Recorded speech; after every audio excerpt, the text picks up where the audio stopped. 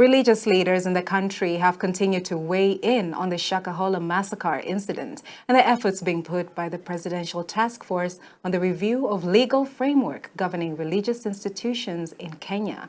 Speaking separately, the National Council of Churches of Kenya, NCCK, as well as the Muslim leadership across the country have come out to strongly condemn the incident, which has so far claimed the lives of over 300 people. Grace Ahati reports.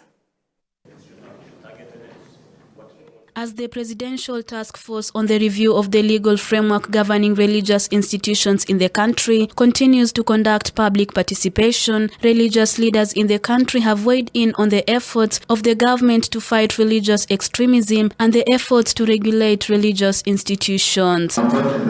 Speaking separately, the religious leaders have pointed an accusing finger at the government for failing to take action to protect the hundreds of people who have lost their lives despite receiving complaints from Kenyans. Ni jukumu la serikali chini ya katiba ya Kenya kuhakikisha kuwa kila Mkenya na mali yake wana usalama.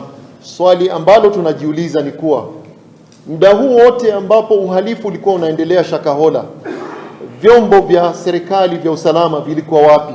Kwa hivyo tunatoa lawama kwa vyombo vya usalama kwa kukosa kuchukua hatua kabla ya kupoteza Wakenya wenzetu kama tulivyopoteza. While we condemn the loss of lives occasioned by the activities of the Good News Church, we find that this was criminal action that was wholly facilitated by failure of the criminal justice system to deliver on its mandate. The leaders have also stated that they are cognizant of the scope of the work of the task force, however noting it is a breach of the law for the government to regulate religious institutions since the constitution provides for freedom of worship. We can address the religious institutions and how we can protect them, how we can guide them to do things.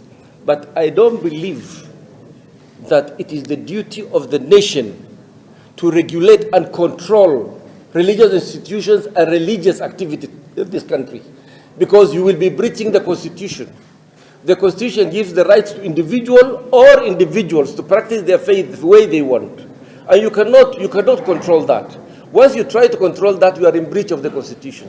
The NCCK is extremely concerned that the government seems determined to use the unfortunate Shakahola incident as an excuse to control the practice of religious freedom in the country. The leaders have at the same time called for an end to incidents of religious extremism in the country, calling for action against those perpetrating killings and misleading teachings in the name of religion. Kwa hivyo sisi kama Wakenya tunafaa kuungana na kusema hatutaki tena kwa jina la dini Mkenya yeyote kuuawa au mali yake kuharibika.